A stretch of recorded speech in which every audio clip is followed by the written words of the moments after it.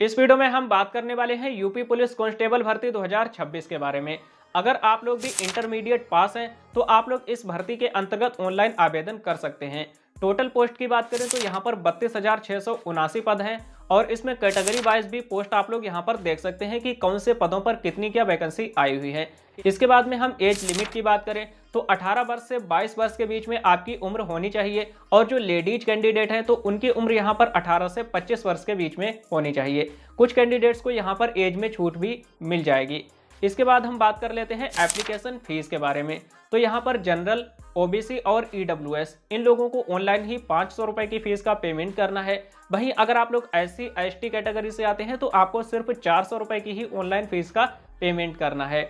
और इसके बाद में हम बात करेंगे हाइट के बारे में। तो यहाँ पर जनरल, ईडब्ल्यूएस और ओबीसी इन लोगों की हाइट 168 सेंटीमीटर होनी चाहिए और जो SC ST कैंडिडेट हैं उन लोगों को यहाँ पर हाइट में छूट मिल जाएगी। फीमेल की जो हाइट है वो भी आप लोग यहाँ पर देख सकते हैं। इसके बाद में अगर सिलेक्शन प्रोसेस की बात करें तो उसका भी मैंने पूरा चार्ट यहाँ पर लगा दिया है। आप लोग देख सकते हैं कि किस तरह से आप लोगों का जो सिलेक्शन है वह किया जाएगा। तो इस वीडियो में मैं आप लोगों को यूपी पुलिस कांस्टेबल भर्ती में किस तरह से ऑनलाइन आवेदन करना है, पूरा रजिस्ट्रेशन से लेकर के फाइनल सबमिट तक यानी कि प्रिंट आउट तक का प्रोसेस बताने वाला हूं। तो चलिए शुरू करते हैं। तो इसके लिए सबसे पहले आपको गूगल में आना है और यहाँ पर हमें टाइप करना है UPPRPB।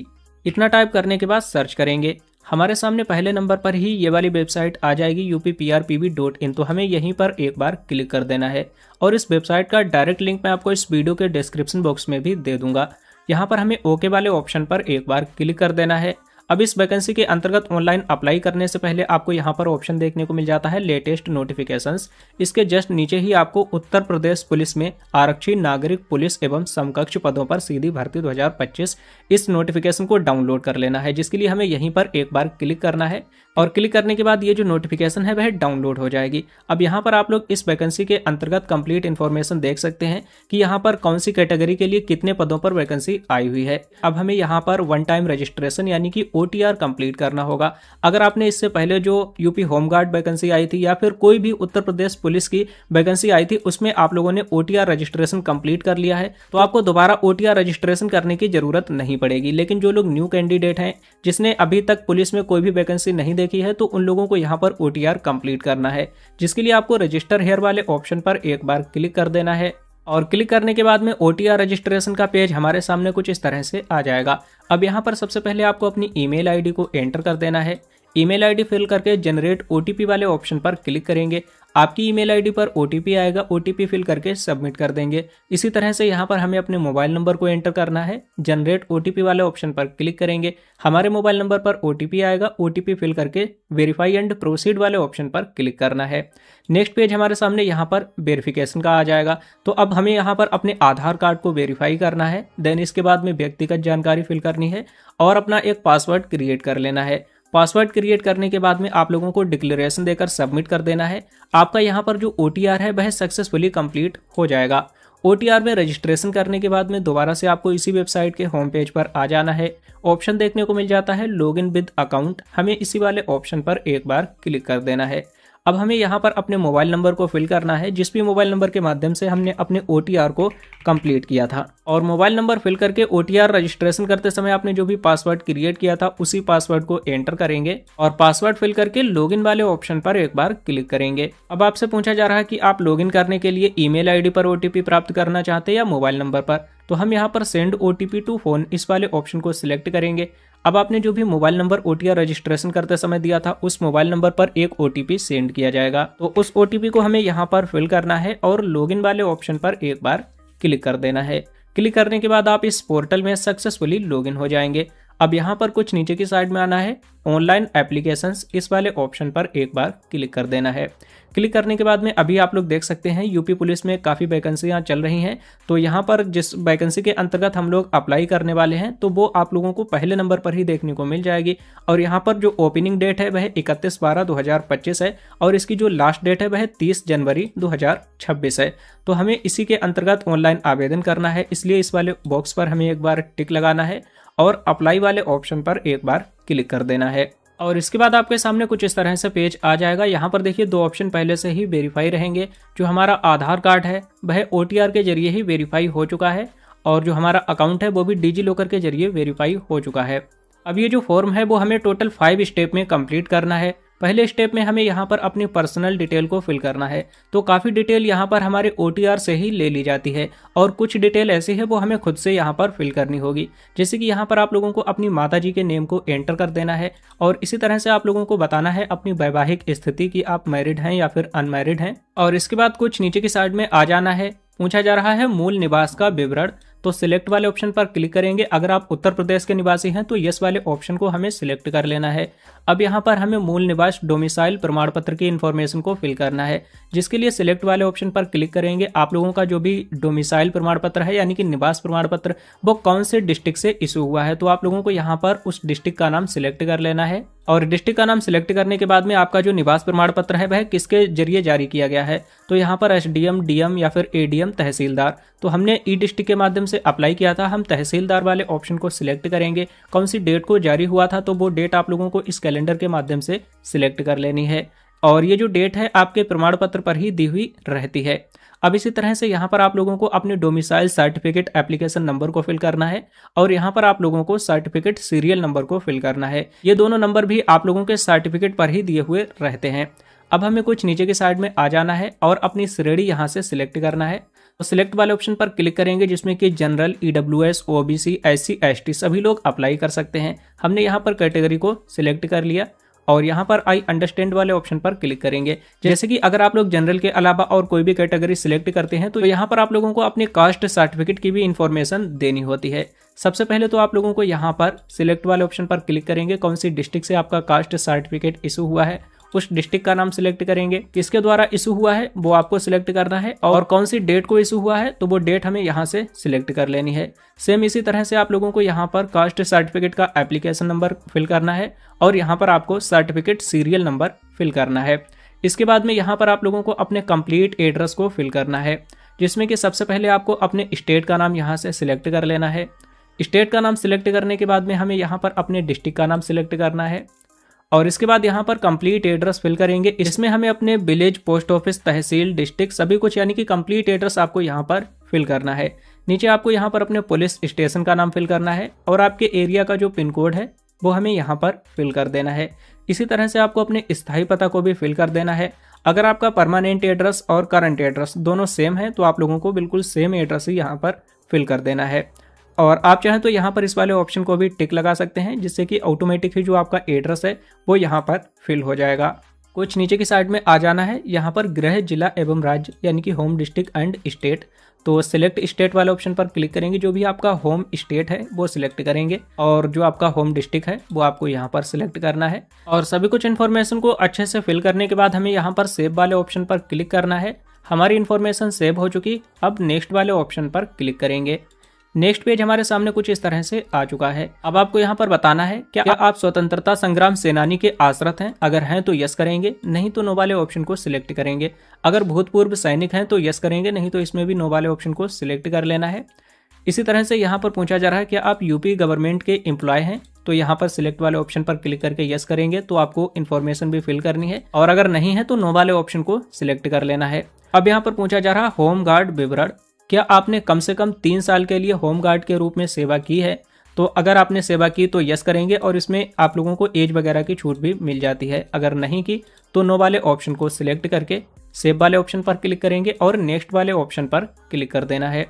नेक्स्ट पेज हमारे सामने कुछ इस तरह से आ जाएगा। अब यहाँ पर हमें अपनी क्वालिफिकेशन की इन्फॉर्मेशन को फिल करना है। तो देखिए हमारे जो हाई स्कूल की क्वालिफिकेशन की इन्फॉर्मेशन है वह पहले से ही फिल है, क्योंकि जब इससे पहले हमने यूपी होम गार्ड में फॉर्म फिल किया था तो इसी OTR के माध्यम से फिल किया था, इसलिए यहाँ पर हाई स्कूल की इन्फॉर्मेशन पहले से ही सेव है। अगर आप इसे एडिट करना चाहते हैं तो यहाँ पर क्लिक करके एडिट कर सकते हैं या फिर डिलीट करके दोबारा से भी इन्फॉर्मेशन फिल कर सकते हैं। लेकिन अब हमें यहाँ पर 12th की इन्फॉर्मेशन फिल करनी है, क्योंकि पहले जो होम गार्ड की वैकेंसी आई थी उसमें सिर्फ हाई स्कूल मांग रहे थे और इसमें कम से कम इंटरमीडिएट पास होने चाहिए। तो हम यहाँ पर 12th वाले ऑप्शन पर क्लिक करेंगे अब आप लोगों को यहाँ पर अपनी 12th की इन्फॉर्मेशन को फिल करना है, जिसमें कि सबसे पहले बोर्ड यहाँ से सिलेक्ट कर लेना है, कौन से बोर्ड से आप लोगों ने 12th की परीक्षा को उत्तीर्ण किया है। बोर्ड का नाम सिलेक्ट करने के बाद में उत्तीर्ण करने की माह व वर्ष आपको इस कैलेंडर के माध्यम से सिलेक्ट करना है। जो भी 12th का रोल नंबर है वो यहाँ पर फिल करेंगे और जो प्रमाण पत्र क्रमांक है यानी कि सर्टिफिकेट नंबर है वो हमें यहाँ पर फिल कर देना है और इसके बाद ऐड वाले ऑप्शन पर एक बार क्लिक कर देना है। जैसे ही क्लिक करेंगे यहाँ पर आप लोग देख सकते हैं हमारी 12th की भी इंफॉर्मेशन सक्सेसफुली कंप्लीट हो चुकी है और अब हमें यहाँ पर नेक्स्ट वाले ऑप्शन पर एक बार क्लिक कर देना है। जैसे ही क्लिक करेंगे नेक्स्ट पेज हमारे सामने कुछ इस तरह से आ जाएगा। अब आप लोगों को यहाँ पर जो कैमरा है उसकी परमिशन को अलाउ कर देना है, क्योंकि यहाँ पर आप लोगों को जो डॉक्यूमेंट है वो तो अपलोड करने ही है, साथ में आप लोगों को अपना एक लाइव फोटो भी कैप्चर करना है। तो देखिए दस्तावेज आपको कौन कौन से अपलोड करने हैं उनकी इन्फॉर्मेशन देख सकते हैं। सबसे पहले तो आप लोगों को अपना कास्ट सर्टिफिकेट अपलोड करना है, जैसे कि हमने ओबीसी कैटेगरी सिलेक्ट की थी इसलिए यहाँ पर हमें कास्ट सर्टिफिकेट अपलोड करना है। दूसरा यहाँ पर अपना निवास प्रमाण पत्र अपलोड करना है। तीसरा यहाँ पर 10th स्टैंडर्ड और इक्विवेलेंट सर्टिफिकेट यानी कि आप लोगों को 10th की मार्कशीट को अपलोड करना है और यहाँ पर भी हमें मार्कशीट ही अपलोड करना है। इसी तरह से 12th की जो मार्कशीट है वो अपलोड करना है, दोबारा से हमें 12th की मार्कशीट को अपलोड करना है, क्योंकि पहले ये सिस्टम था सर्टिफिकेट और मार्कशीट दोनों मिलती थी, लेकिन अब सिर्फ हमें मार्कशीट ही मिलती है, इसलिए हम दोनों में ही मार्कशीट ही अपलोड करेंगे। डॉक्यूमेंट को अपलोड करने के लिए यहाँ पर आपको ऑप्शन देखने को मिल जाता है, इस वाले ऑप्शन पर क्लिक करेंगे और यहाँ पर हमें ब्राउज वाले ऑप्शन पर क्लिक करना है।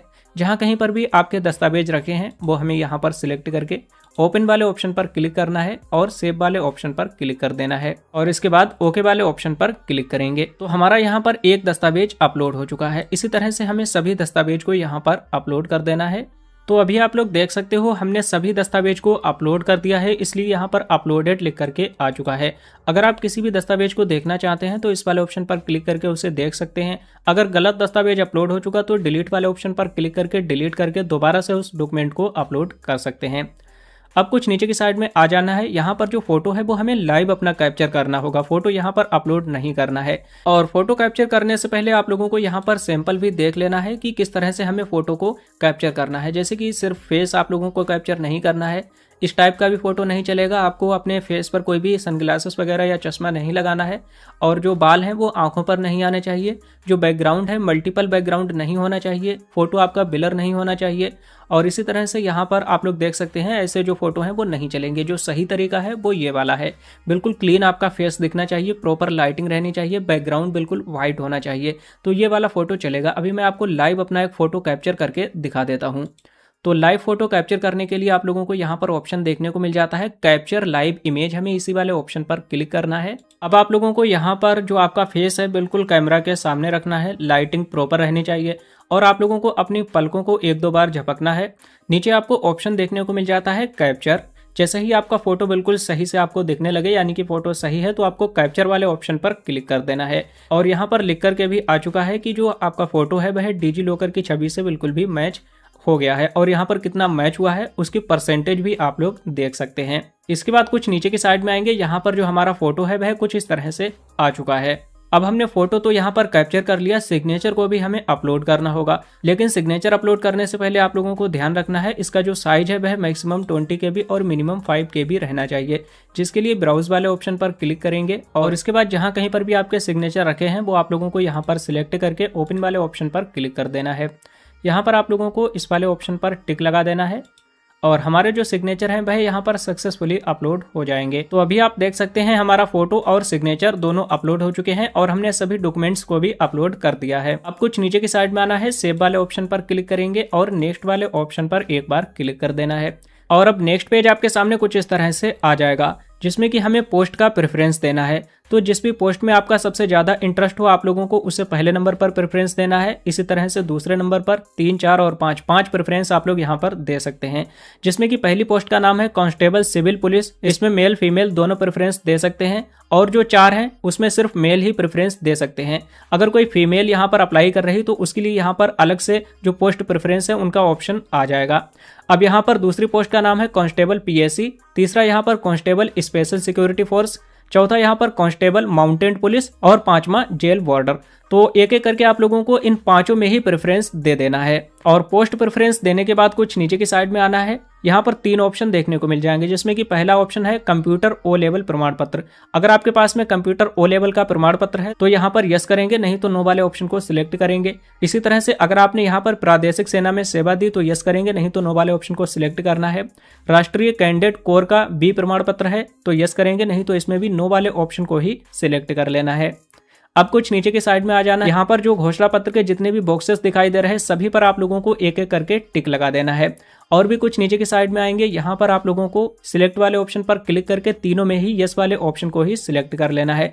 पिछली बार जब होमगार्ड की वैकेंसी आई थी तो उसमें बहुत से लोगों ने यहाँ पर गलत सिलेक्ट कर लिया था, यस की जगह पर उन लोगों ने नो वाले ऑप्शन को सिलेक्ट कर लिया था। तो आपको ऐसा नहीं करना है, पहले आपको अच्छे से चेक कर लेना है। अब नीचे ऑप्शन मिलेगा प्लेस, इसमें आप लोग अपने सिटी टाउन या डिस्ट्रिक्ट का नाम भी दे सकते हैं। जिस भी डेट को फॉर्म अप्लाई कर रहे हैं वो डेट आ जाएगी और यहाँ पर सिग्नेचर आ जाएंगे। अब हमें यहाँ पर प्रीव्यू एप्लीकेशन वाले ऑप्शन पर क्लिक कर देना है। आपके एप्लीकेशन का पूरा प्रीव्यू कुछ इस तरह से आ जाएगा, अच्छे से चेक करना है। इस वाले बॉक्स पर हमें एक बार टिक लगाना है और सबमिट वाले ऑप्शन पर क्लिक कर देना है। आपके सामने कुछ इस तरह से पेज आ जाएगा। अब यहाँ पर आप लोगों को ऑनलाइन ही फीस का पेमेंट कंप्लीट करना है, जिसके लिए आपको ऑप्शन देखने को मिल जाता है पे विद SBI ई-पे। हमें इसी वाले ऑप्शन पर एक बार क्लिक करना है। कुछ इस तरह से पेज आ जाएगा। इस वाले बॉक्स पर हमें एक बार टिक लगाकर आगे बढ़े वाले ऑप्शन पर क्लिक करना है। अब देखिए पेमेंट करने के काफ़ी सारे ऑप्शन आ जाएंगे, जैसे कि debit card, credit card, net banking, Google पे, फोन पे, पेटीएम। जिससे आप पेमेंट करना चाहते हैं उससे कर सकते हैं। अगर आप क्रेडिट कार्ड से या डेबिट कार्ड से पेमेंट करेंगे, कार्ड नंबर डालेंगे, नेम डालेंगे, एक्सपायरी डेट यहाँ पर फिल करेंगे, CVV नंबर और पे नाउ वाले ऑप्शन पर क्लिक करेंगे। इसके बाद आपके मोबाइल नंबर पर OTP आएगा। OTP फिल करके आपको सबमिट वाले ऑप्शन पर क्लिक कर देना है। आपकी जो पेमेंट है वह सक्सेसफुली यहाँ पर कंप्लीट हो जाएगी। और पेमेंट कंप्लीट करने के बाद दोबारा से आप लोगों को इसी पोर्टल के होम पेज पर आ जाना है। अब यहाँ पर आप लोगों को लॉगिन करके इसका जो प्रिंट आउट है वो निकाल लेना है। प्रिंट आउट निकालने के बाद में आपका जो पूरा फॉर्म है वह सक्सेसफुली सबमिट हो जाएगा। इसके अलावा कोई क्वेश्चन या सवाल है तो आप हमसे कमेंट करके पूछ सकते हैं।